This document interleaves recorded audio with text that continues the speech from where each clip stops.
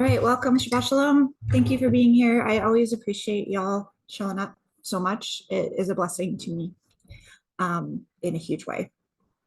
It keeps me going to know that people are here to study and they want to learn and study together. It's a real blessing. So today we're going to talk about Bilam and Balak. And what's really interesting is, as I say every week, these Torah portions are always so precise and on time. It never ceases to amaze me. If you go look at Brad, I don't know if you guys know Brad, his TikTok, alternate media Brad, he posted a video where he had stitched this witch yesterday. And this witch yesterday was posting about how she wants everybody to curse Netanyahu, curse Israel. And that's literally what this week's Torah portion is about. It's about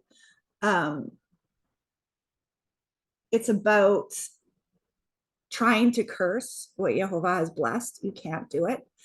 And so what happens is, well, we'll go through the whole story. But there is a warning for us in the book of Revelation in regards to this. And so a lot of times when we talk about the book of Numbers and all this stuff, people don't realize that we are warned about the same things in the book of Revelation. We're warned about the same things in the New Testament. And a lot of times in mainstream Christianity, because they throw out and they ignore most of the Old Testament, they pick and choose. They don't know what these warnings mean and what they're about. And these warnings, this Bilam and Balak warning is happening right now. It is happening right now. Yeah, we'll get into it. We'll get into it rather than me explaining it all in the intro. But let's, instead of starting with the Torah portion today, I want to start actually with Revelation 2, and we'll just read the warning to us.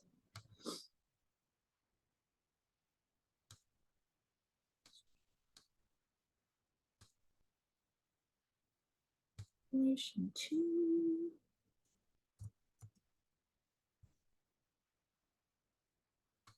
But first, let's pray. Heavenly Father, thank you for having us all here to study your word. I pray, Father, that you remove any people trying to curse this broadcast, any people trying to be judgmental about every single word, any people just with negative hearts and prideful hearts that just want to come here in bitterness and curse against us. I pray that you remove them all. I pray, Father, that as we lift your name up, as we glorify your word, that you just show us the wonderful hidden things in your Torah, that you show us and teach us where you're leading your people right now. And how you're going to lead us through these times, these very, very interesting times. I pray, Father, that you reveal to us all false prophets that are operating right now, and you give us razor sharp discernment about prophecy, about seeking you, about seeking understanding in all that you are doing in our lives. I pray that you abundantly provide for each person on this broadcast today, that you make sure that their bills are paid, that everything that they need, they have. You said through your son, Yeshua, that we shouldn't worry, that you clothe even the birds and the lilies of the field. And I know that you will clothe and provide for us in these times, that we should have no fear, that you're going to take out the giants and bring us into a land of milk, of milk and honey. I pray, Father, that you use us to be a light to the nations, that you use us to be a light to our families. I pray, Father, for the deliverance and salvation of our families and friends. May they seek you in all things, and may they come to know you in these times. In Yeshua's mighty name, we pray. Amen. All right. So Revelation 2, we're going to go to the church of Pergamum, I think it is. Yep, Pergamum. So I have an entire study on the 7 churches on my YouTube, and I go through each church and kind of what's going on with each church. I highly recommend that you study out the churches, because when you study out the churches, you will start to notice people sifting themselves into these groups. You'll have people, you'll start to learn, and you start to see ahead of time who the church of Ephesus is, who the church of, you could see them kind of sift out into these groups, and you'll be less likely to fall into the doctrines where there's warnings about these doctrines if you know what the warnings mean and what the churches look like. You'll be able to sift out easier. And what I find really interesting is that every season, every year that we go through the Bible studies and the Torah portions, you'll see these churches sifting themselves. Abba is always sifting us. He's always putting us into different places and testing us. There's tests going on all the time. And that's to sift out his believers, right? To sift out who's paying attention, who's studying, who's seeking him on all things, and who's just kind of living their own life without really caring about it, right? So Revelation 2:12, to the angel of the church of Pergamum write, the words of him who has a sharp two-edged sword.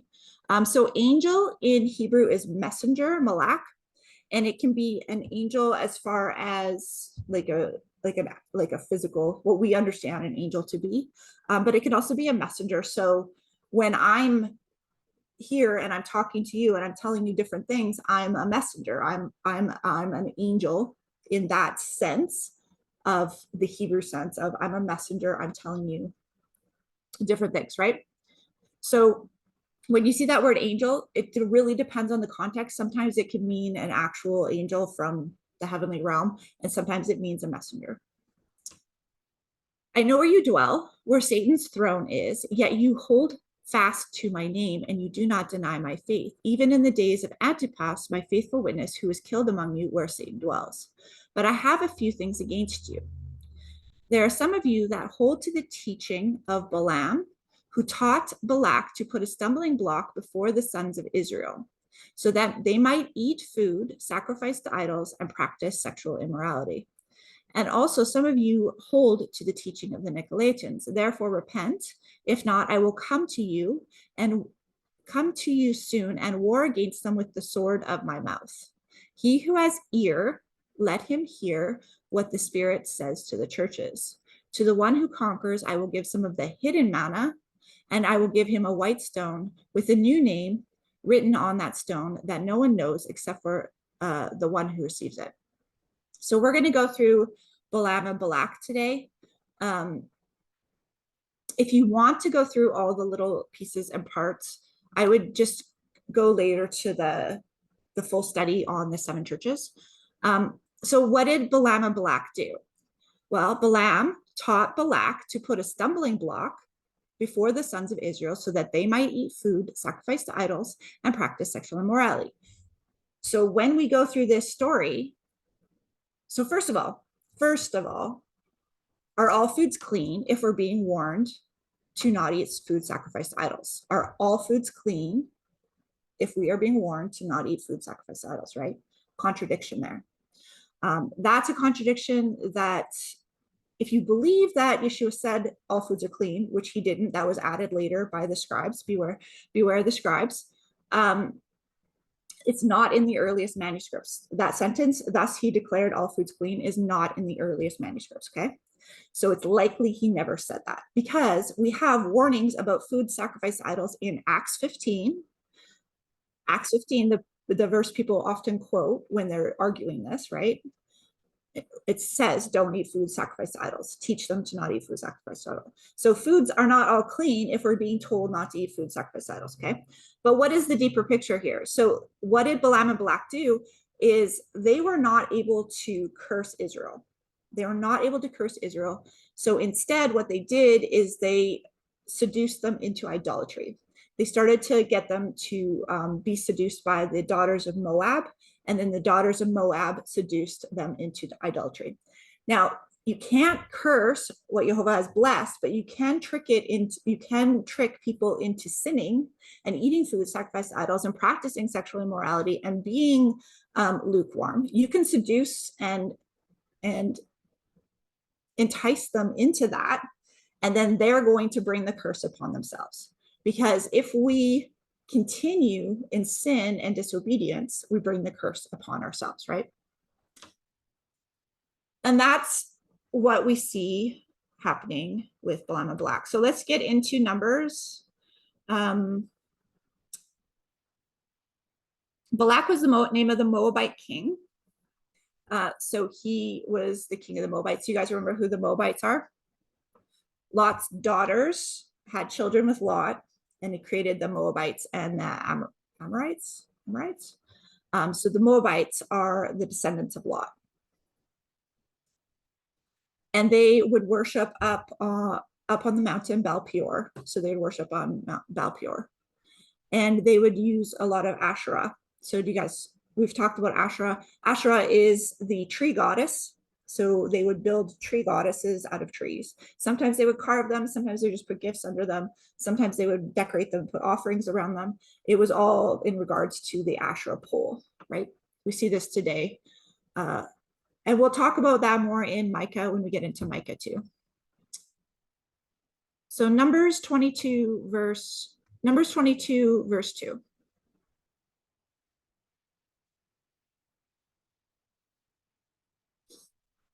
Just a little bit of context. So now the people, the Israelites, the big, huge camp of the Israelites, they're coming into the Moabite territory because they're trying to get to the land, okay? So they're coming through the Moabite territory, and Balak looks and sees this giant amount of people, and he's concerned because it's a huge amount of people, right?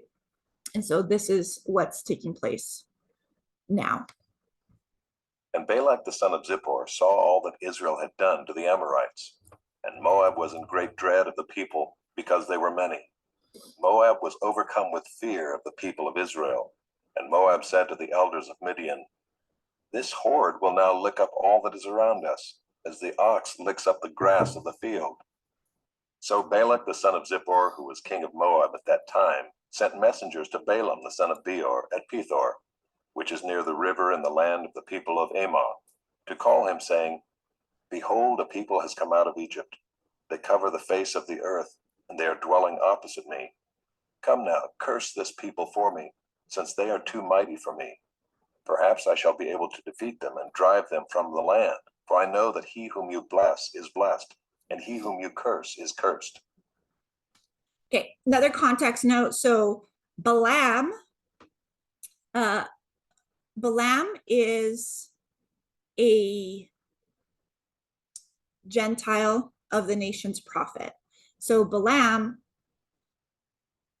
does offerings and all sorts of stuff. You see Balaam kind of making offerings and doing all this stuff, but he is a Gentile prophet. He's working with, usually they're working trying to manipulate the demonic realm, but then Abba still speaks to Balaam. So Yah can use prophets, Yah can use and speak through people who are not Israelites, who are not walking with him in his commands, okay? He uses those people all the time to convey messages, to test other people, to do all sorts of things. And that is what Balaam is. So Balaam is I guess I say Gentile, but he's like of the nation's prophet, right? So the elders of Moab and the elders of Midian departed with the fees for divination in their hand. And they came to Balaam and gave him Balak's message. And he said to them, "Lodge here tonight, and I will bring back word to you as the Lord speaks to me." So the princes of Moab stayed with Balaam. And God came to Balaam and said, "Who are these men with you?"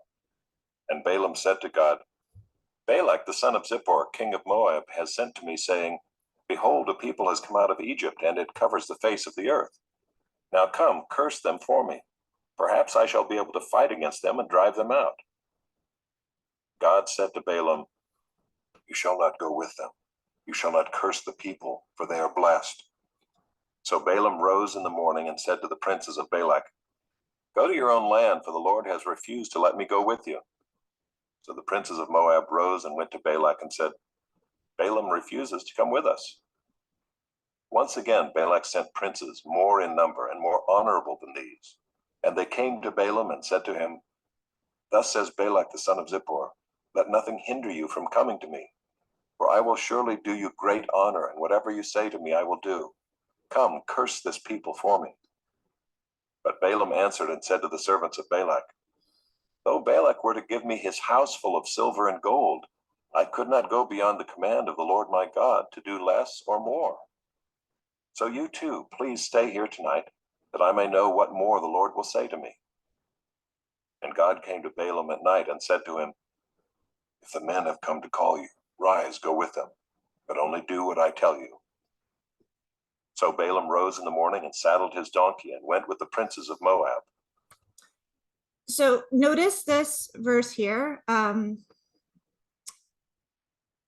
answered and said to the servants of Balak, though Balak were to give me his house full of silver and gold, I cannot go beyond the command of Jehovah, my Elohim, to do less or do more.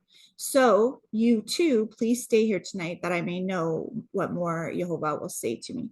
So he cannot go above the command. And so there's a lot of people concerned about what's going on in America with Trump and all this stuff. If anything is coming about, it's because Jehovah has allowed it. Okay. If the mark is coming soon, it's because Jehovah has allowed it. It is the correct time, and he is putting these things in place. So whether Trump rising to a certain status is a good thing or a bad thing, it's a test regardless. Okay. So you don't really need to be concerned either way. Jehovah is allowing it. Jehovah has placed Trump in that position. For whatever reasons, Jehovah has placed Trump in that position. Your job as humans, as people who are following after Jehovah and trying to know his will and his heart, is to make sure your own house is in order, make sure your own community is being served the best you can, make sure you're being obedient to whatever he's asking you to do. I would encourage you, instead of being really focused on whatever's going on in the bigger picture, make sure that your house is in order as best you can, right? Because that's all you can do. That's all you can be responsible for.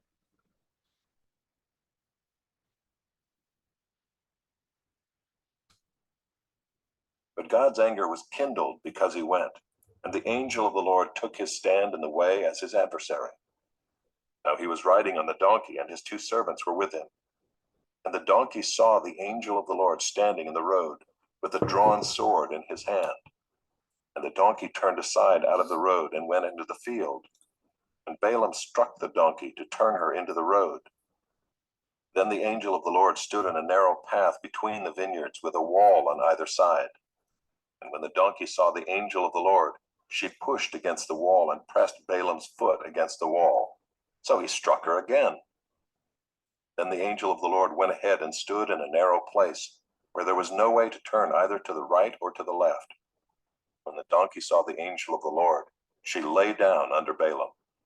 And Balaam's anger was kindled, and he struck the donkey with his staff. Then the Lord opened the mouth of the donkey, and she said to Balaam, what have I done to you, that you have struck me these 3 times? And Balaam said to the donkey, because you have made a fool of me. I wish I had a sword in my hand, for then I would kill you. And the donkey said to Balaam, am I not your donkey, on which you have ridden all your life long to this day? Is it my habit to treat you this way? And he said, no. Then the Lord opened the eyes of Balaam, and he saw the angel of the Lord standing in the way with his drawn sword in his hand. And he bowed down and fell on his face. And the angel of the Lord said to him, why have you struck your donkey these 3 times? Behold, I have come out to oppose you, because your way is perverse before me. The donkey saw me and turned aside before me these 3 times. If she had not turned aside from me, surely just now I would have killed you and let her live. Then Balaam said to the angel of the Lord, I have sinned, for I did not know that you stood in the road against me. Now therefore, if it is evil in your sight, I will turn back. And the angel of the Lord said to Balaam, go with the men, but speak only the word that I tell you. So Balaam went on with the princes of Balak. When Balak heard that Balaam had come, he went out to meet him at the city of Moab, on the border formed by the Arna, at the extremity of the border. And Balak said to Balaam, Did I not send to you to call you? Why did you not come to me? Am I not able to honor you? Balaam said to Balak, Behold, I have come to you. Have I now any power of my own to speak anything? The word that God puts in my mouth, that must I speak. Then Balaam went with Balak, and they came to Kiriath-Huzoth. And Balak sacrificed oxen and sheep, and sent for Balaam and for the princes who were with him. And in the morning Balak took Balaam, and brought him up to Bamoth-Baal. And from there he saw a fraction of the people. And Balaam said to Balak, Build for me here 7 altars, and prepare for me here 7 bulls and 7 rams. Balak did as Balaam had said, and Balak and Balaam offered on each altar a bull and a ram. And Balaam said to Balak, Stand beside your burnt offering, and I will go. Perhaps the Lord will come to meet me, and whatever he shows me, I will tell you. And he went to a bare height, and God met Balaam. And Balaam said to him, I have arranged the 7 altars, and I have offered on each altar a bull and a ram. And the Lord put a word in Balaam's mouth and said, Return to Balak, and thus you shall speak. And he returned to him, and behold, he and all the princes of Moab were standing beside his burnt offering. And Balaam took up his discourse and said, From Aram Balak has brought me, the king of Moab from the eastern mountains. Come, curse Jacob for me, and come, denounce Israel. How can I curse whom God has not cursed? How can I denounce whom the Lord has not denounced? For from the top of the crags I see him, from the hills I behold him. Behold, a people dwelling alone, and not counting itself among the nations. Who can count the dust of Jacob, or number the 4th part of Israel? Let me die the death of the upright, and let my end be like his. And Balak said to Balaam, What have you done to me? I took you to curse my enemies, and behold, you have done nothing but bless them. And he answered and said, Must I not take care to speak what the Lord puts in my mouth? And Balak said to him, Please come with me to another place from which you may see them. You shall see only a fraction of them, and shall not see them all. Then curse them for me from there. And he took him to the field of Zophim, to the top of Pisgah, and built 7 altars, and offered a bull and a ram on each altar. Balaam said to Balak, Stand here beside your burnt offering, while I meet the Lord over there. And the Lord met Balaam, and put a word in his mouth, and said, Return to Balak, and thus shall you speak. And he came to him, and behold, he was standing beside his burnt offering, and the princes of Moab with him. And Balak said to him, What has the Lord spoken? And Balaam took up his discourse, and said, Rise, Balak, and hear. Give ear to me, O son of Zippor. God is not man that he should lie, or a son of man that he should change his mind. Has he said, and will he not do it? Or has he spoken, and will he not fulfill it? Behold, I received a command to bless. He has blessed, and I cannot revoke it. He has not beheld misfortune in Jacob, nor has he seen trouble in Israel. The Lord their God is with them, and the shout of a king is among them. God brings them out of Egypt, and is for them like the horns of the wild ox. For there is no enchantment against Jacob, no divination against Israel. Now it shall be said of Jacob and Israel, What has God wrought? Behold, a people, as a lioness it rises up, and as a lion it lifts itself. It does not lie down until it has devoured the prey and drunk the blood of the slain. And Balak said to Balaam, Do not curse them at all, and do not bless them at all. But Balaam answered Balak, Did I not tell you all that the Lord says, that I must do? And Balak said to Balaam, Come now, I will take you to another place. Perhaps it will please God that you may curse them for me from there. But Balak took Balaam to the top of Peor, which overlooks the desert. And Balaam said to Balak, Build for me here 7 altars, and prepare for me here 7 bulls and 7 rams. And Balak did as Balaam had said, and offered a bull and a ram on each altar. Okay, so just notice that he's going to the top of Baal Peor right now. So when you hear like Baal, it's usually related to the mountain gods. So Baal Peor was as a mountain god that's um, often talked about. And they would go to the top of the mountains and worship, build high places. And then you would see Ephraim. So after they get into the land, they start to keep his commandments. They have the Ephraim eventually gets spit out of the land and dispersed among the nations because they mixed in all this Baal worship, this mountaintop worship, in with their worship of Yah. And you will see this as a theme throughout the scriptures. It's that mixing of the worship of foreign gods. And that is what they eventually trick the Israelites into doing. Because they understand that if you can't curse Israel, what you have to do is trick them into worshiping foreign gods, trick them into eating the food sacrificed to idols, etc., etc. And if you can trick them into that, then they bring upon the curse upon themselves. This is happening in the modern day church. There's terrible, terrible theology on the context of food. People don't understand the context of first century Judaism, so they're really confused about a lot of the verses in the New Testament, especially Paul. And there's a lot of mixing in with foreign worship. There's Christian yoga now, there's Christian, they, instead of getting rid of this stuff, which is what we're supposed to do, we're supposed to tear down the altars and tear down the high places. It's all mixed in.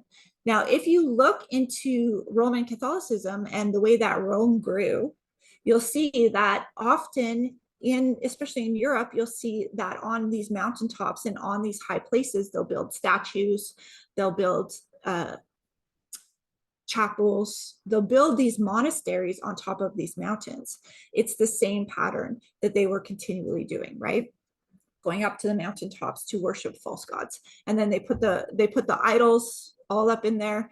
I went to this Ukrainian village. So near where I live, there's a Ukrainian village, and there's 3 different churches there. And they were churches that were brought there, that were old churches from when Canada was first settled. And it was so interesting to go through these churches because they're just full of idols. I have pictures I could show you. Yeah, I'll maybe post them later. So the entire churches are full of these strange paintings and idols, and they have all the saints painted up. They have statues of the saints. They have statues of all these different things. And sorry, I couldn't see the comments. So they have statues and all these things in these churches, and I was like, how do they not know to not build idols and not build statues? Well, I found out later in our tour, because I should have thought of this, but I didn't realize. As we're going through this tour, we eventually go to the city hall. So they had built this little hall. And back in those days, like back in the early settlements of Canada, a lot of the stuff that would happen, you would go down to the hall and to meet, and you'd have all your events down at the hall. So the hall was a really big place where you would join together and the community would come together, right? And as the gentleman was talking about, the presenter was talking about the town hall, he was mentioning that they would come to the town hall and have people read books to them. And that's when I clued in, oh, the reason they don't know that you're not supposed to put these statues and venerate these statues and make these false images is because most of them could not read. Most of the settlers could not read. So whoever was feeding them the scriptures, whatever priest or whatever that was telling them what the scriptures said, they just had to take it at face value because they couldn't read, right? We don't have that excuse anymore. Most of us can read for the most part, right? So we don't have that excuse. We can read plain as day that you're not supposed to make statues, you're not supposed to make images, right? But it was such an interesting realization to me, because I was like, why do they have all these statues? Like, did nobody ever just notice? But they couldn't read, you guys. So it says in the scriptures that in the last days, the knowledge will increase. The knowledge will increase because we're able to read, we're able to look on the internet, we're able to find out this information ourselves, right? So there's a lot of this false worship in Rome, and it has bled into, so the Protestant daughters of Rome has gotten rid of some of the stuff, but they have kept a lot of the stumbling blocks. And the reason that those stumbling blocks have been placed in the religion, the idol worship, the changing of the Sabbath days, the feast and festivals, the Christmas trees, the reason that has all been infiltrated into the church is to bring a curse upon the people so that they don't walk in the way that they're supposed to walk, and they end up always having issues and always having stumbling blocks. And you see this. Why are people still getting sick? Why are people not being healed? Why are people still struggling so much? If you go on mainstream Christian TikTok, you will see people are having night terrors. They're still having demonic issues. They're still not healed. They're still not fruitful. It's because they have not learned to get rid of all this stuff that is false yet. It's getting there. It's getting there. Yeah. So sorry, I started reading the comments and I got distracted. Okay, so this idolatry is mixed in with everything. Now, what was really, really interesting is this week, as we were reading these Torah portions, I started to notice that these Christmas trees were actually coming up in July. My friend had posted a video. He was in a restaurant and there was a Christmas tree decorated with all this America stuff on the Christmas tree, like Patriot Christmas trees. And I started to notice that this is a pattern, that these Patriot Christmas trees, and I'll show you one actually right now. I'll show you this because I want you to keep this in mind, because as we go through MICAH, the Asherah poles are going to come up again. Now, if you go and you understand, I don't know how to explain this to you, but I've done a lot of videos on this, but the main center of Christmas in America and that idolatry is Rockefeller Center, right? That's where you get the biggest tree. There's a big statue underneath it, which is a depiction of Lucifer. In New York, you have the other depiction of Lucifer, the light bearer in the harbor, right? Statue of Liberty. That's a huge idol, right? So New York is where the king of Babylon lives, okay? New York is Babylon, and Babylon has spread out through all of the USA. So when we look, like where does every Christmas movie based? New York. You know, every of all of those heart-tugging Christmas movies that you've ever seen, they're all based out of New York. It's gone out from there. That stumbling block was built on purpose to trick all the Christians, all the believers into idolatry. Okay. Now I want to show you something. So we all know that Russell Brand just got baptized into the Catholic Church, right? And if we just look, I just want to show you this. Now, first of all, I want to show you, we're going to go up here. I just want you to just notice this imagery, and you're going to start to see. So notice this imagery, right? We all know this sun worship kind of imagery, right? Don't be fooled by people claiming the name in vain, please. Like, just don't, you know, and like you can see, like, what is he promoting? What is he promoting? Is he promoting keep the commands of Yah? What is he promoting? Like, this is not promoting scripture, okay? But I want to show you this. See if I can find it. It's here somewhere. There it is. Okay. So I stumbled upon this post randomly. I don't like really watch this and keep up to date with this, but I found this so interesting. So this was posted. Is there a date on this? Not too long ago, 6 weeks ago, 6 weeks ago. Okay. So not during the holiday season. So this is, you know, Donald Trump Jr.'s house. That's his wife. Now, do you guys see how this is an altar? In Trump we trust. In Trump we trust. The Asherah pole decorated. This is not during the holiday season. And then there's your altar, okay? These are altars, you guys. This is worship. This is building altars. I know a lot of people are not going to agree with me on that. That's fine. I'm just letting you know that these are altars. And so my friend was pointing out that he had been in a restaurant, eat food sacrificed to idols, trick them to eat food sacrificed to idols. He was in a restaurant.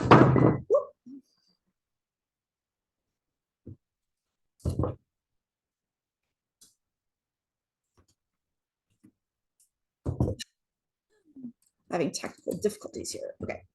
So my friend was in a restaurant and he came across this Asherah pole in the restaurant with the same patriotic imagery on it. And, you know, in the middle of July, right? So just heads up, you guys, heads up. And what is it all about? Like tricking people to eat foods offered to idols. And I know a lot of people are gonna say, oh, you're being way too legalistic. Well, why are they doing it? Why, right? Why? Why is it so obvious? Like when you read the scripture, you can see this stuff over and over again. Don't do this. Be careful of this. Don't get entrapped by this stuff. Spiritual bondage is a real thing. Getting tied up in spiritual bondage and having your spiritual eyes closed so that you can't see things that are actually happening is a real thing. He tells us to have ears that hear and eyes that see. Okay, that means that we can have our ears and eyes closed to certain things and not see them in the spiritual realm. There's this really popular Christian account on YouTube and TikTok, and this girl, she really battles with infertility, and it really breaks my heart because I've commented so many times, like, infertility is a result of idol worship. It is a result, it's spiritual result. Everything starts in the spiritual before it comes to the physical. Everything is born in the spiritual before it comes to the physical. Now, if you are a regular mainstream Christian and you are doing fertility worship rituals every holiday season, and you're putting up fertility symbols in your house, how is Abba supposed to bless you and make you fertile if you are giving worship and attention to these pagan fertility symbols? He cannot bless that, right? And so it comes back to Deuteronomy 28. It tells us clearly, if you do these things, you'll be blessed. If you do these things, you'll be cursed. So a lot of times with this idol worship, it's bringing on a curse that you don't even realize is a result of the idol worship. I'll tell you a story. Actually, I had this family come to me for prayer because they were dealing with infertility. Okay. And they could not get pregnant. And they had come to me for prayer, and I was praying with them, and Abba kept showing me this object in their bedroom. And they had been given some sort of pagan belt from their mom, from the wife's mother, had given them this gift. And it was like, she was kind of witchcrafty, and she'd given them this belt, and it was supposed to bless them with fertility. Okay. This pagan object. Okay. And Abba, as we were praying, Abba was showing me this belt in their room.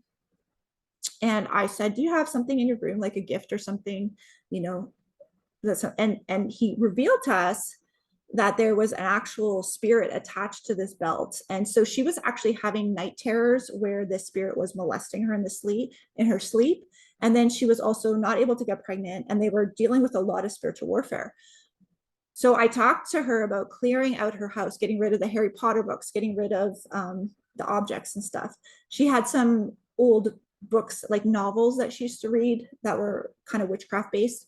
And so they had a big bonfire. They burnt a lot of stuff. They got rid of a lot of stuff. She got pregnant within a month. It was like literally a month later. They have 2 children now. Literally a month later, she got pregnant by removing those idols, understanding that this is in the spirit. This is what happens, right? And people don't realize. They just don't realize. What is the scriptures say? My people perish for lack of understanding, lack of knowledge. Okay, so now we're going to go into Numbers 24, this is the third time that Balaam goes to speak and curse Israel. And he, once again, is not able to curse them. He's only able to bless them. I want to point out this verse to you. This is a really good verse to use and to understand whenever you notice, especially I notice in this in ministry quite a bit, is that witches will try to curse you and they'll try to send witchcraft against you. Numbers 23:23, there's no enchantment against Jacob. There's no divination against Israel. So they can try to enchant you. They can try to put the curses on you. They can try to do all they want. But as long as you are walking righteously and you're not in obvious sin and you're not in obvious rebellion, it really can't touch you. They try a lot, but it bounces off of you. So just remember that verse. The other one that's really good to remember is Yah is not a man that he should lie, or a son of man that he should change his mind. Okay. So if he said it, it will come to pass. He doesn't lie. Anything that's happened, that he's said and he's proclaimed in the scriptures will come to pass at some point. Balaam's third oracle, Numbers 24. When Balaam saw that it pleased the Lord to bless Israel, he did not go, as at other times, to look for omens, but set his face toward the wilderness. And Balaam lifted up his eyes and saw Israel camping tribe by tribe. And the Spirit of God came upon him. And he took up his discourse and said, "The oracle of Balaam the son of Peor, the oracle of the man whose eye is opened, the oracle of him who hears the words of God, who sees the vision of the Almighty, falling down with his eyes uncovered. How lovely are your tents, O Jacob, your encampments, O Israel, like palm groves that stretch afar, like gardens beside a river, like aloes that the Lord has planted, like cedar trees beside the waters. Water shall flow from his buckets, and his seed shall be in many waters. His king shall be higher than Agag, and his kingdom shall be exalted. God brings him out of Egypt, and is for him like the horns of the wild ox. He shall eat up the nations, his adversaries, and shall break their bones in pieces, and pierce them through with his arrows. He crouched, he lay down like a lion, and like a lioness. Who will rouse him up? Blessed are those who bless you, and cursed are those who curse you." And Balak's anger was kindled against Balaam, and he struck his hands together. And Balak said to Balaam, "I called you to curse my enemies, and behold, you have blessed them these 3 times. Therefore now flee to your own place. I said, I will certainly honor you, but the Lord has held you back from honor." And Balaam said to Balak, "Did I not tell your messengers whom you sent to me, if Balak should give me his house full of silver and gold, I would not be able to go beyond the word of the Lord, to do either good or bad of my own will? What the Lord speaks, that will I speak. And now, behold, I am going to my people. Come, I will let you know what this people will do to your people in the latter days." Okay, latter days. So this last one is a latter days prophecy. I wanted to point out, blessed are those who bless you, and cursed are those who curse you. This girl who had put out this call to curse Netanyahu, I don't think she realized even what she was doing, because it was so precise with exactly, we're reading this Torah portion, we're talking about this Torah portion this week, and she's proclaiming that all the witches should get together and curse Netanyahu. And here we are reviewing exactly what's going to happen. Blessed are those who bless you, and cursed are those who curse you. She's actually bringing a curse upon herself by doing that. Now behold, I am going to my people. Come, I will let you know what this people will do to your people in the latter days. So what this people, Israel, not Rome, will do to your people in the latter days. So Moab versus Israel, okay? Balaam's final oracle, verse 15. And he took up his discourse and said, "The oracle of Balaam the son of Peor, the oracle of the man whose eye is opened, the oracle of him who hears the words of God and knows the knowledge of the Most High, who sees the vision of the Almighty, falling down with his eyes uncovered. I see him, but not now. I behold him, but not near. A star shall come out of Jacob, and a scepter shall rise out of Israel. It shall crush the forehead of Moab, and break down all the sons of Sheth. Edom shall be dispossessed. Seir also, his enemies, shall be dispossessed. Israel is doing valiantly. And one from Jacob shall exercise dominion and destroy the survivors of cities. Then he looked on Amalek and took up his discourse and said, Amalek was the first among the nations, but its end is utter destruction.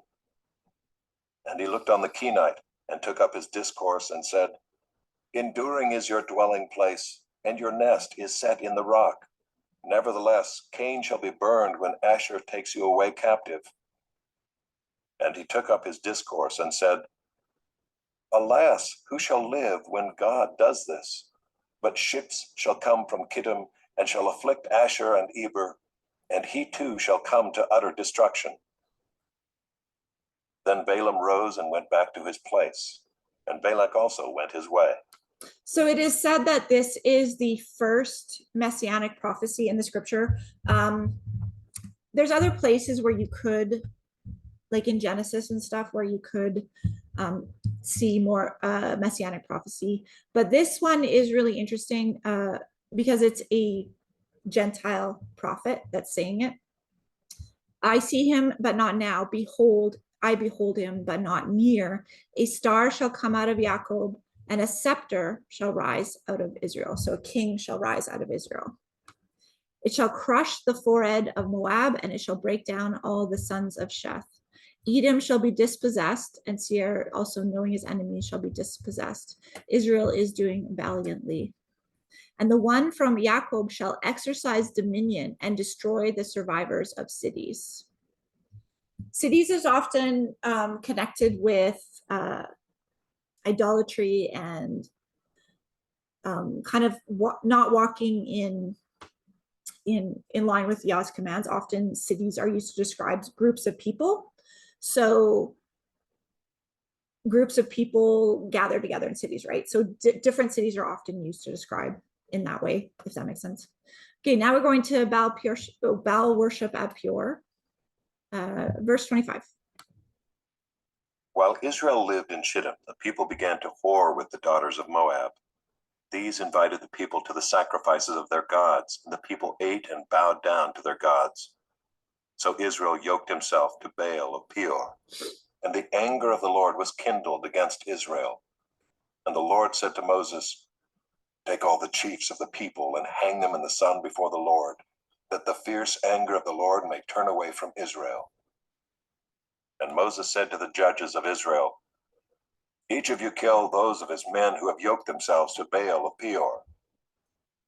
And behold, one of the people of Israel came and brought a Midianite woman to his family, in the sight of Moses and in the sight of the whole congregation of the people of Israel, while they were weeping in the entrance of the tent of meeting. When Phinehas the son of Eleazar, son of Aaron the priest, saw it, he rose and left the congregation, and took a spear in his hand, and went after the man of Israel into the chamber, and pierced both of them, the man of Israel and the woman through her belly. Thus the plague on the people of Israel was stopped. Nevertheless, those who died by the plague were 24,000. Okay, so what happens? He couldn't curse them.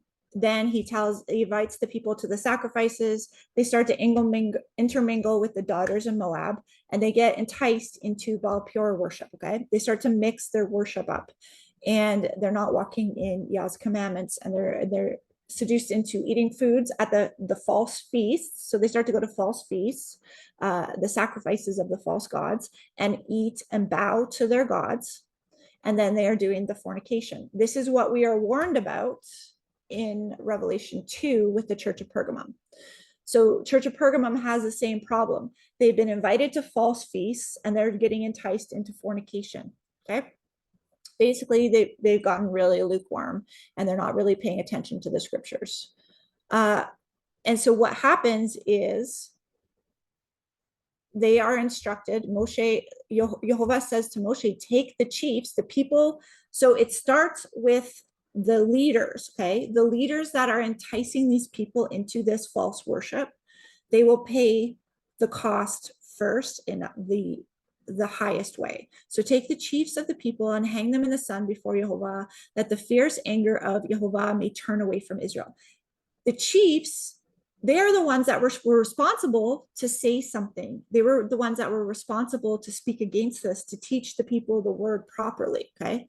So nowadays, like the pastors and the leaders, they are the ones that are responsible to teach these people properly. And if they're not doing it, the judgment comes upon them much more so, right? And then you have the picture of Pinhas.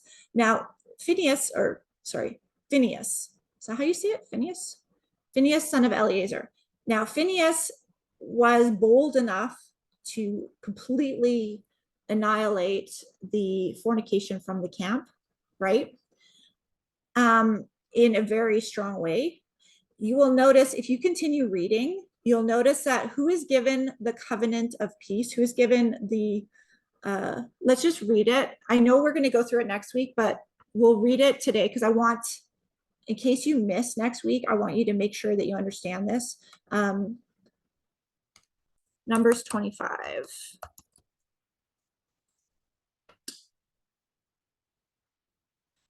And Jehovah said to Moshe, Phineas, son of Eleazar, son of Aaron the priest, has turned back my wrath from the people of Israel, in that he was jealous with my jealousy among them, so that I did not consume the people of Israel in my jealousy. Therefore say, behold, I give him my covenant of peace, and it shall be to him and his descendants after him a covenant of perpetual priesthood, because he was jealous for his Elohim and made atonement for the people of Israel.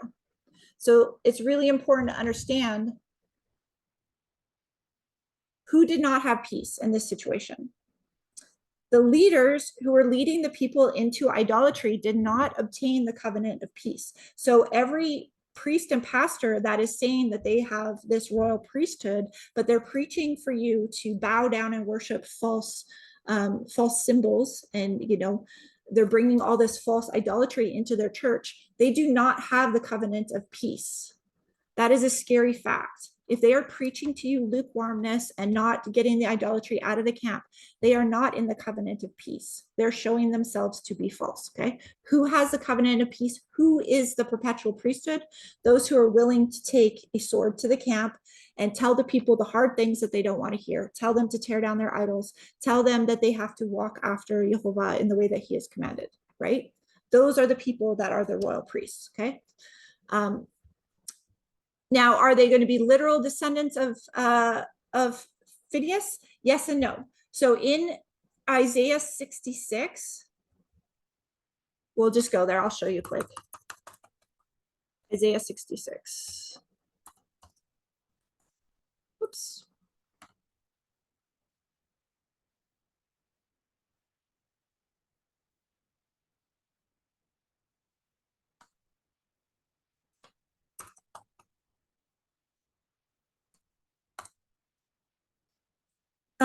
Isaiah 66 talks about the day of Jehovah when he gathers his people and he gathers them all back in, okay? And you're going to see in Isaiah 66, near the end, I believe.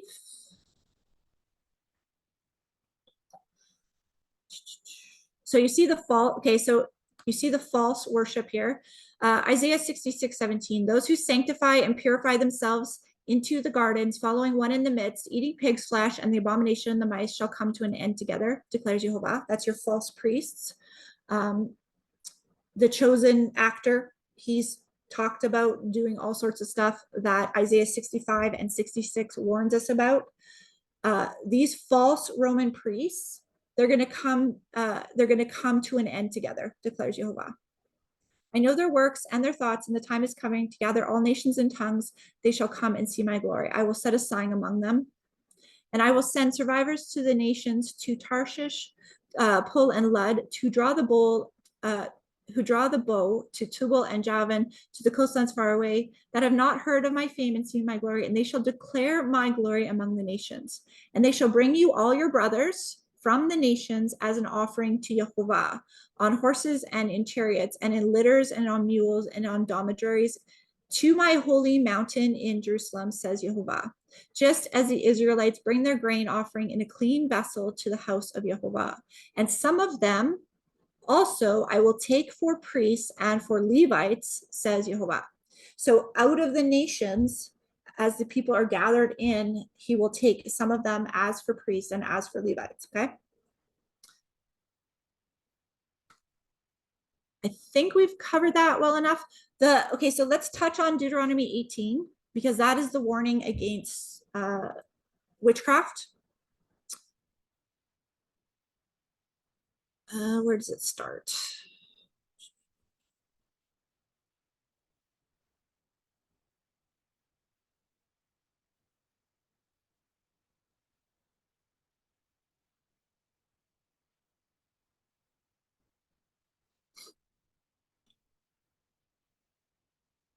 Okay, Deuteronomy 18:9 is where it starts to talk about the abominable practices of the nations. And so we were having this conversation today on the Discord and talking about what's the difference between witchcraft and all this, new age kind of stuff versus Jehovah, like walking with Jehovah and prayer and stuff like that. A lot of times you will see in witchcraft is they're trying to do these offerings and they're trying to manipulate the spirit realm in order to get a result, okay? We pray to know Jehovah's will. Thy will be done on earth as it is in heaven. We want to know his will and be submitted to his will and bring it to earth, okay? Witchcraft is taking objects and taking offerings and doing all these things in order to project your fleshly will out, okay? So when people talk about manifestation, they talk about all this type of stuff. Often it is not relying on Jehovah for providing for you, etc. It's trying to push your fleshly desires out onto, to manifest in the world. But what we want to do is bring his desires to earth, okay? When you Deuteronomy 18:9, when you come into the land Jehovah your Elohim is giving you, you shall not follow the abominable practices of those nations. There shall not be found among you anyone who burns his son and daughter as an offering, anyone who practices divination, who tells fortunes or interprets omens, or a sorcerer, or a charmer, or a medium, or a necromancer, or one who inquires of the dead. Again, that the chosen actor, when he was doing the movie for what was that movie? Jesus Revolution. He went, you could just look this up on YouTube. He went and laid on the grave of the man who was responsible for that Jesus Revolution stuff. And he was praying to that man. Okay. We are not supposed to be inquiring of the dead. Okay. When in Catholicism, they tell you to pray to the saints. What is that? Praying to the dead. The saints are dead. You're not supposed to be praying to saints and inquiring of saints for anything, okay? So these practices are all throughout all the different religions, okay? Also, in Kabbalism, in Judaism, there's also a practice of praying to dead rabbis, okay? This happens in all sorts of different groups, okay? Sects and groups and yeah. For whoever does these things is an abomination to Jehovah. So I want to look at, okay, so abomination in a ritual sense. Just going to look at this.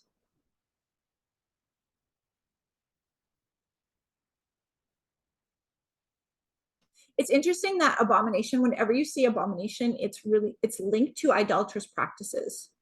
And so an interesting Bible study that you could do is look up every time the word abomination comes up and read when it comes up, because it's really interesting because it's always linked to idolatry. Yeah, I'll just leave that there. Whoever does these things is an abomination to Jehovah, and because of these abominations, Jehovah your Elohim is driving them out before you. You shall be blameless before Jehovah your Elohim. For the nations which you're about to dispossess, listen to fortune tellers and diviners. But as for you, Jehovah your Elohim has not allowed you to do this. Diviners. Divination is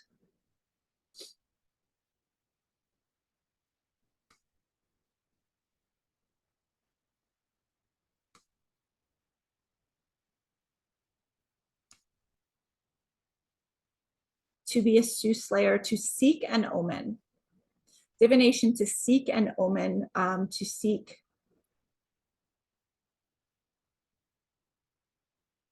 Divination, pagan practice of determining the future by examining positions of stars, communication with the dead or with spirits, examining animal organism, or casting lots.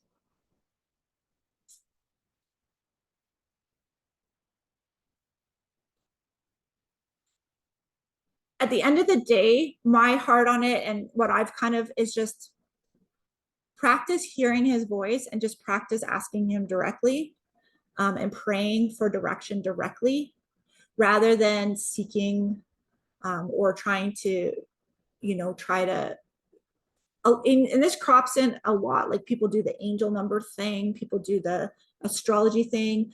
There was a huge point of time, and I had to repent of this too, like looking at the different patterns with different things happening in the sky. I think we just have to be really careful about that kind of stuff. The sky, we're told that we're given the sun to count the days, and we're told that we're giving them to mark time. The calendar, so the calendar is based around marking time, right?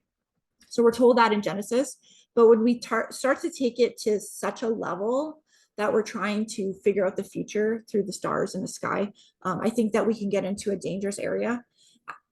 My experience with it is that if you are seeking Abba and you're studying his word and you're walking closely with him, he will tell you, he will show you different things. He will show you in his word what the time and season is, right? Like even today, what were we talking about? All of this stuff started cropping up in the last 2 weeks, and they were exactly precisely in line with the Torah portion that we are studying. He will show you the season with the Torah portions. He'll show you the season with the Bible study that you're doing. I'm sure you've all had an experience where you started to study something and then he started to show you stuff. He will show you in that way. And I think it's like you don't want to start trying to figure out, all the details of things. You can make yourself kind of crazy doing that too, right? Let's go back to the Torah portion. So now the people have been the plague. So the plague goes out, and because Pinhas took a sword, the plague has stopped. But people were lost in the plague, right? When I was praying about the events of last week, about last Sabbath, events of last Sabbath, one thing that I continually heard is those who live by the sword will die by the sword. And that's the verse that Jehovah has brought to my attention in regards to all the events of last Sabbath, is those who live by the sword will die by the sword. And that's in Revelation 13. I just want to share that. It might be a confirmation for some of you. Micah 5. Let's go into Micah. Micah 5, verse 6. I always find it interesting when they start the Torah portion partway through the book. I want to just read the first part of Micah, because usually there's a warning there. I found Micah 5. Now muster your troops, O daughter of troops. A siege is laid against us. With thy rod they shall strike the judge of Israel on the cheek. But you, O Bethlehem, Ephrathah? Ephrathah? What does that mean? It's a name. You, O Bethlehem, Ephrathah. Caleb Ephrathah, a place in Egypt, who are too little to be among the clans of Judah. From you shall come forth for me one who is to be a ruler in Israel, whose coming forth is from old, from ancient days. Therefore, he shall give them up until a time when she who is in labor has given birth. Then the rest of his brothers shall return to the people of Israel. And he shall stand and shepherd his flock in the strength of Jehovah, in the majesty of the name of Jehovah his Elohim. And they shall dwell securely, for now he shall be great to the ends of the earth. This is really interesting because, so this section has been removed from the regular Torah portion. Now the Torah portions are put together by Judah, right? We add the Messianic bit, we add the New Testament bit, but the Torah portions, the breakdown has been put together by Judah. Now, why has Judah removed these verses? They're Messianic verses, and they talk about a judge of Israel raising up, and they talk about Bethlehem, and they talk about a ruler in Israel who is coming forth from of old, from ancient days. Therefore, he shall give them up until the time when she who is in labor has given birth. Then the rest of his brothers shall return to the people of Israel. It's talking about how once the ruler is raised up, then the remnant will return to Israel. So the scattered Ephraim tribes that have been scattered amongst the nations shall be returned. What did Yeshua say? I come only for the lost sheep of the house of Israel. And he shall stand and shepherd his flock in the strength of Jehovah. In the strength of Jehovah, he shall shepherd his flock. In the majesty of the name of Jehovah, his Elohim, and they shall dwell secure, for now he will be great to the ends of the earth. And he shall be their peace. When the Assyrian comes into our land and treads our palaces, when we raise against him 7 shepherds and 8 princes of men, they shall shepherd the land of Assyria with the sword, and the land of Nimrod with its entrances, and shall deliver us from the Assyrian when he comes into our land and treads within our border. Okay, let's go back to the Torah portion. So they skipped that whole part. They skipped that whole part in the Torah portion. Then the remnant of Jacob shall be in the midst of many peoples, like dew from the Lord, like showers on the grass, which delay not for a man, nor wait for the children of man. And the remnant of Jacob shall be among the nations in the midst of many peoples, like a lion among the beasts of the forest, like a young lion among the flocks of sheep, which, when it goes through, treads down and tears in pieces, and there is none to deliver. Your hand shall be lifted up over your adversaries, and all your enemies shall be cut off.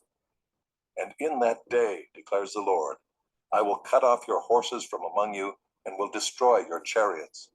And I will cut off the cities of your land, and throw down all your strongholds.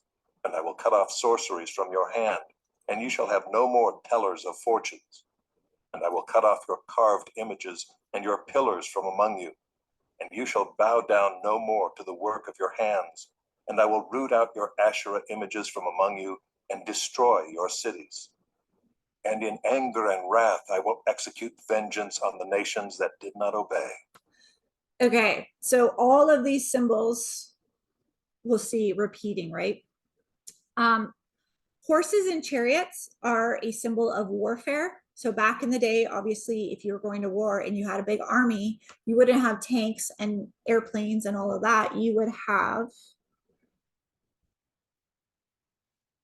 have horses and chariots. That's why Shlomo was told not to amass many horses The kings were told not to amass many horses because then they would put their faith in their warfare. They would put their faith in their ability to wage war. And so they wouldn't have their faith in Jehovah as their protector, as their provider, as the one who keeps them, right? So when a nation is putting all their faith in their ability to do warfare, they're in idolatry. And in that day, the day of Jehovah, he's going to cut off the horses from among you and destroy your chariots. He's going to cut off the ability for the nation who has put their faith in their ability to do warfare. He's going to cut off their ability to do that. It's idolatry to put your faith in that. Point one, not a popular thing to say in America, right? I will cut off the cities of your land and throw down your strongholds. I will cut off the sorceries of your hand, and you shall have no more tellers of fortunes. I've already noticed that this sorceries has started. You have noticed that the chariots and the horses have been restricted and cut off. Definitely a lot of problems in military. Canada's military is decimated. America's military is not as strong as it used to be. And then you notice as well, the sorceries have started to be cut off because people are aware of the sorceries that are going out with the,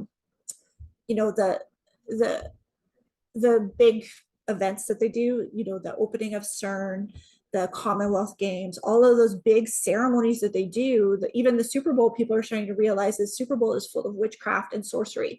And these are big sorcery events that a lot of people have been participating in, but it's starting to come out that they understand that this is sorcery that they're doing. They're doing rituals to try to get their fleshly desires out, and push it out onto reality, right? And because this is being shown to people that they know that this stuff is sorcery now, it's being cut off, right? It's not having the power that it used to have. We're starting to see through it, right? I will cut off your carved images and your pillars from among you. You shall bow down no more. So he's starting to do this as well. He's starting to cut down the carved images and the pillars, and people are starting to realize, oh, these trees and these images that we're putting up in our home, these angel statues, all this stuff, these are carved images, and we need to start tearing them down. I will root out your Asherah images from among you and destroy your cities. In my anger and wrath, I will execute vengeance on the nations that did not obey. What's really interesting is we have seen he often uses people, different groups, to do his bidding. So ISIS went through and they destroyed a lot of the artifacts and the statues and the idols in Nineveh, and they actually ended up destroying a lot of that stuff. And so he uses different groups, and even though they're doing things that are very evil, hurting people and putting people into slavery and stuff, Abba will also use people to destroy the false images. And so what was really interesting is that you see, let me just show you this. ISIS actually went through and they started to destroy in Iraq a lot of the false images. This is Jonah's tomb, the tomb where Jonah was. They blew this up. Completely blew it up.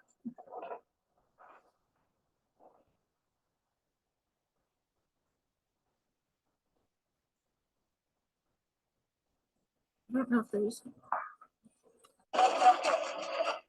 And they went through and they destroyed and started to. So that's the tomb that was left. But they went through and they actually broke down into like dust a lot of these idols and statues. And they actually, because they don't want any history other than Islam, right? So they actually went through and broke down a lot of the Nimrod statues and a lot of those things, and they actually smashed them into dust, a lot of these things, when they went through the cities, which is pretty interesting.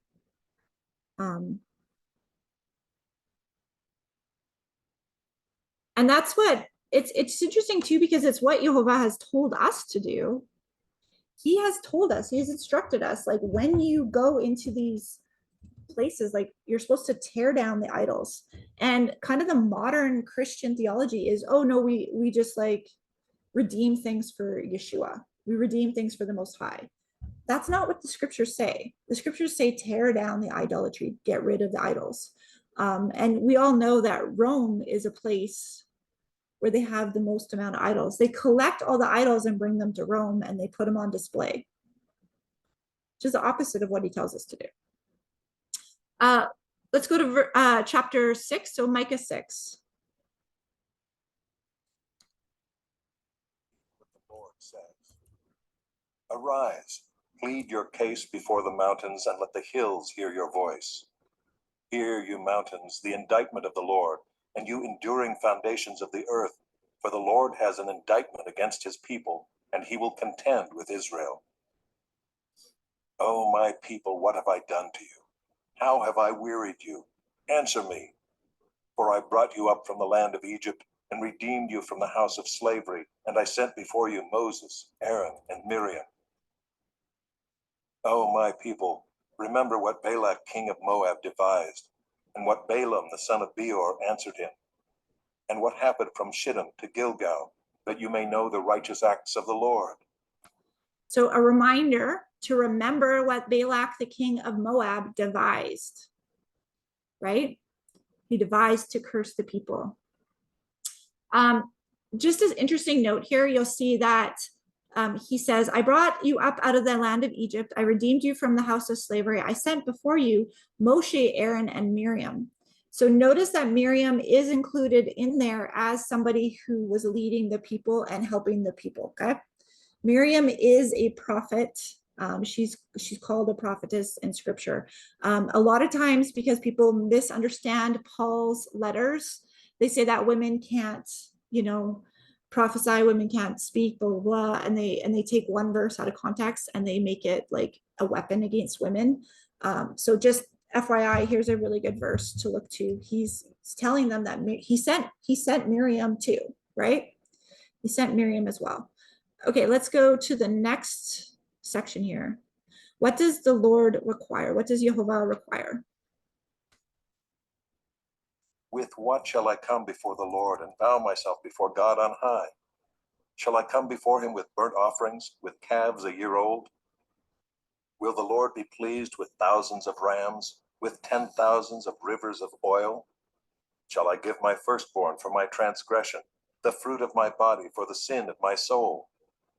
He has told you, O man, what is good. And what does the Lord require of you? But to do justice, and to love kindness, and to walk humbly with your God.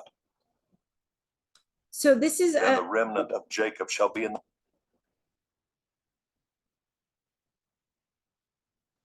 So this theme of he requires mercy and obedience above sacrifice. He doesn't.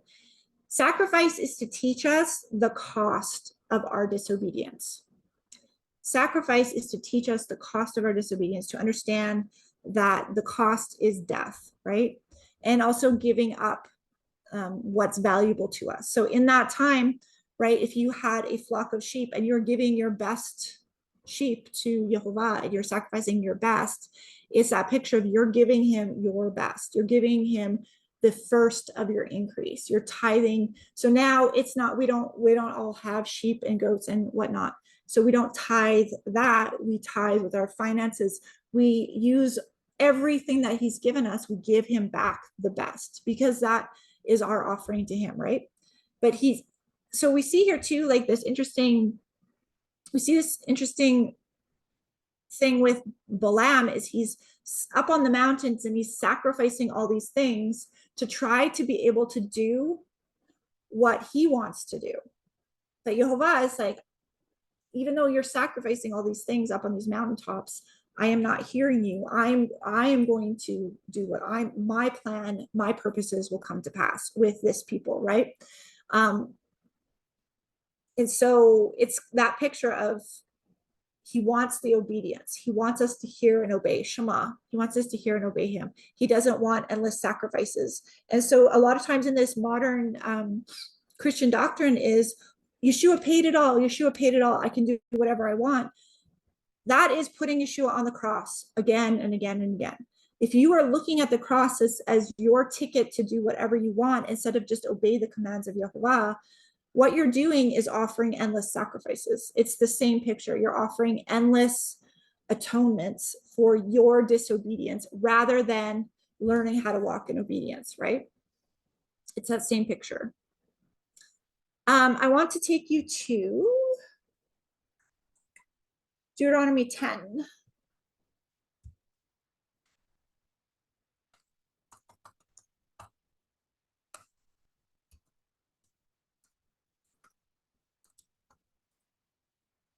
Deuteronomy 10, verse 12. And now, Israel, what does Yehovah your Elohim require of you but to fear Yehovah your Elohim and walk in his ways, to love him and serve Yehovah your Elohim with all your heart and all your soul, to keep the commandments and the statutes of Yehovah, which I am commanding you today for your good.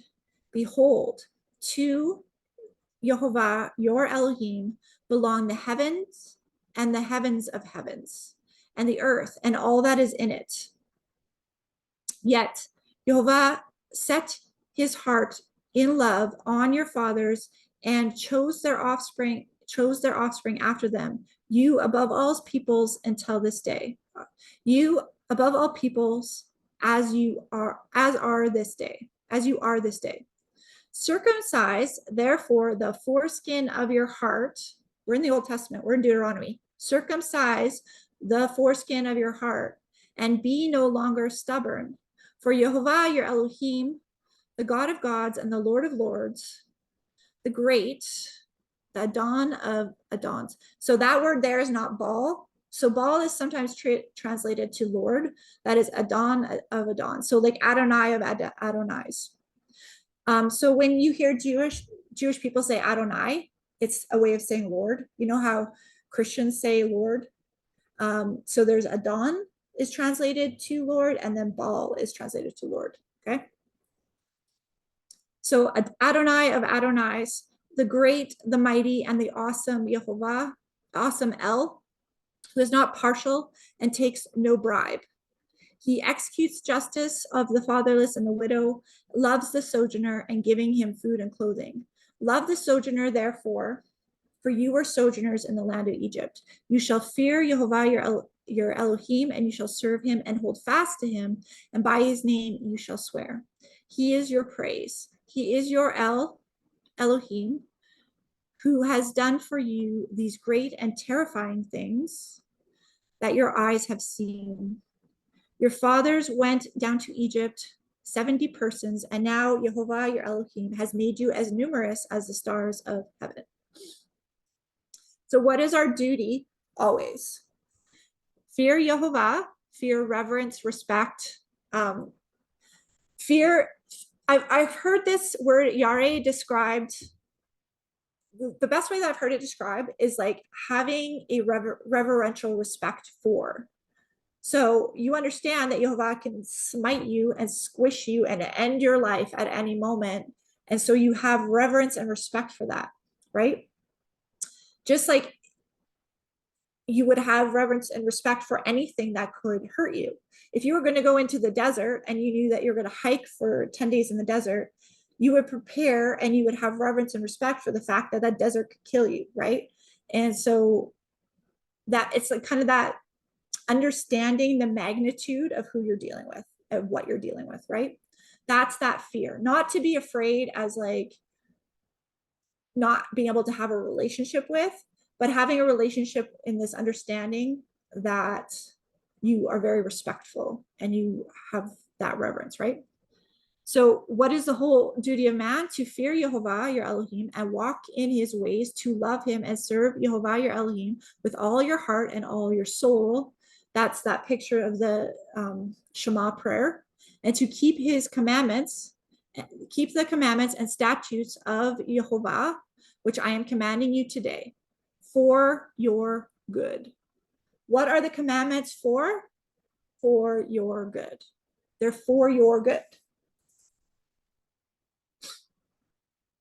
Behold, to Jehovah your Elohim belong the heavens, the heaven and the heavens of heavens, and the earth and all that is in it. So when Yeshua says, not one jot or tittle will pass from the Torah and the prophets until heaven and earth are passing away, it's an example of it's never going to end. Jehovah will always own the heavens and earth. They will always be a witness, right? They're a witness of him. They're a witness of you. They are a witness. So as long as they're still here, the Torah, the prophets, and all of that still stand. Okay, where are we going to next? I have Isaiah 47 written down. Let's just check out Isaiah 47.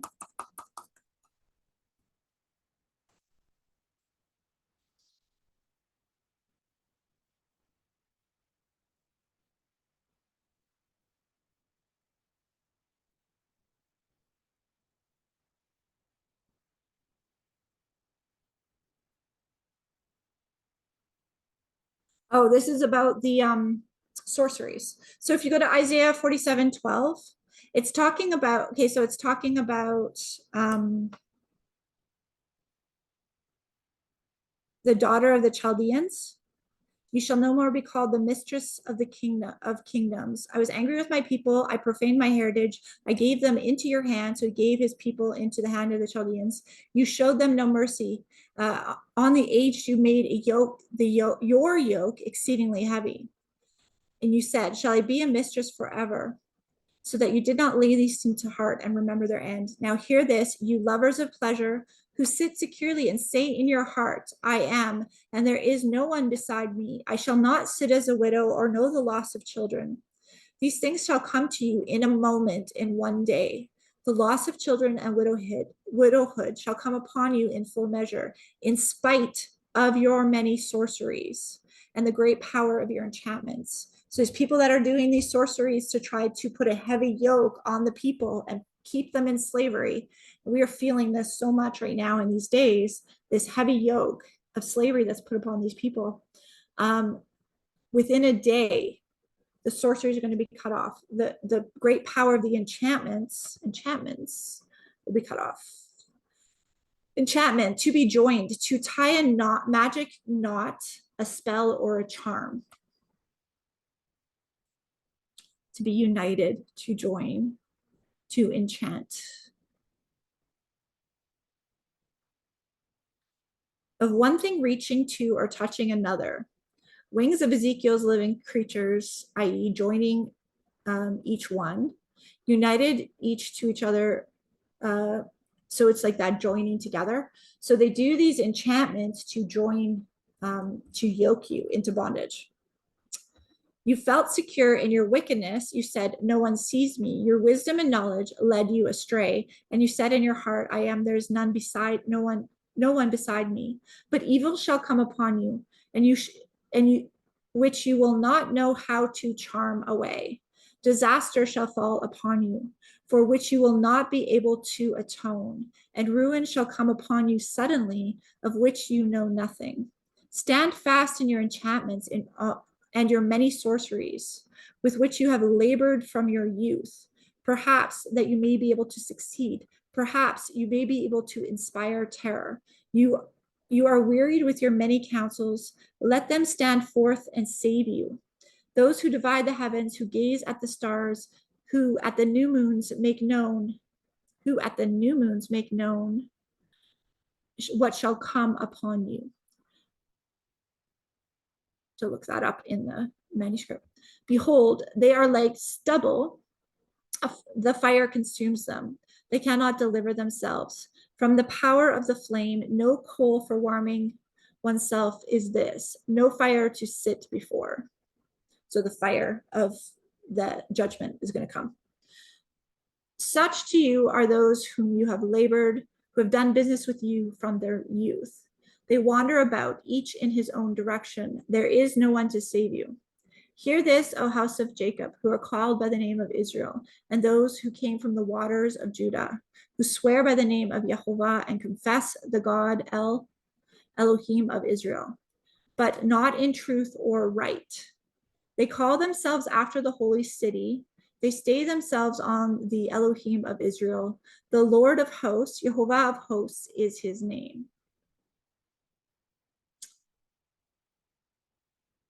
The former things I declared of old, they went out of my mouth, and I announced them. Then suddenly I did them. They came to pass. So he announces what he's going to do before it comes to pass. Because I know that you are obstinate, and that your neck is an iron sinew. You have stiff necks, and your forehead's brass. You don't see, you don't think about his commands. You're thick-headed. I declare them to you from old. Before they came to pass, I announced them to you, lest you should say, my idol did them. My carved image and my metal image commanded them. You have heard, now see this, and will not, now you have heard, now see all this, and will you not declare it? From this time forth, I am announcing to you new things, hidden things that you have not known. They were created long ago. They're created now, not long ago. Before today, you have not heard of them, lest I should say to you, behold, lest you should say, behold, I knew them.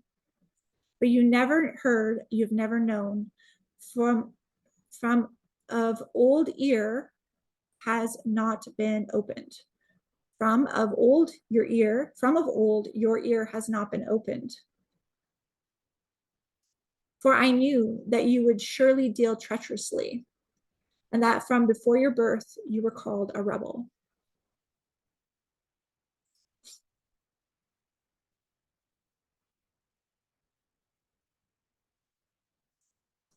Okay, let's stop there. Let's go to the New Testament,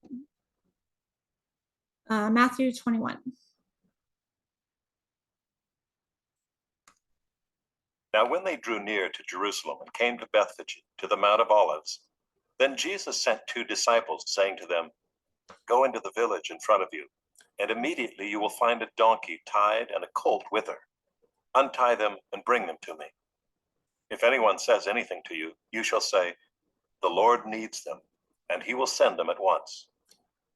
This took place to fulfill what was spoken by the prophet, saying, say to the daughter of Zion, behold, your king is coming to you, humble and mounted on a donkey, on a colt, the foal of a beast of burden. The disciples went and did as Jesus had directed them. They brought the donkey and the colt and put on them their cloaks, and he sat on them. Most of the crowd spread their cloaks on the road, and others cut branches from the trees and spread them on the road. And the crowds that went before him and that followed him were shouting, Hosanna to the Son of David! Blessed is he who comes in the name of the Lord! Hosanna in the highest! And when he entered Jerusalem, the whole city was stirred up, saying, who is this? And the crowds said, this is the prophet Jesus, from Nazareth of Galilee. So there's this group that's like denying Yeshua now, and they're using this to say that Yeshua stole a donkey. There's no implication here that he stole anything.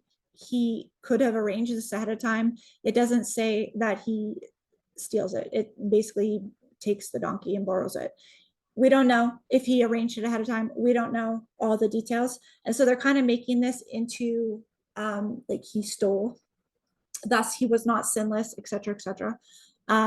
There's really no clear picture of that here in this text. So just heads up on that. The picture of a donkey is the burden and the path that you have to walk. So often in scriptures, you see the donkey carrying people to do really important things. So you see Bilam and Balak, obviously Balaam is on the donkey, and then the donkey is coming against him because the donkey sees the angel, right?